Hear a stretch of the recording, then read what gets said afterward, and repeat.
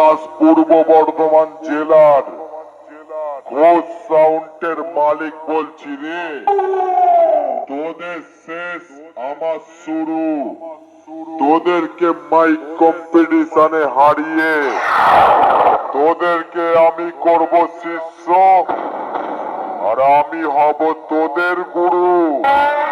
তাই বলছি তোদেরকে শোন, এই গুরুর উপরে ওঠার চেষ্টা করিস না।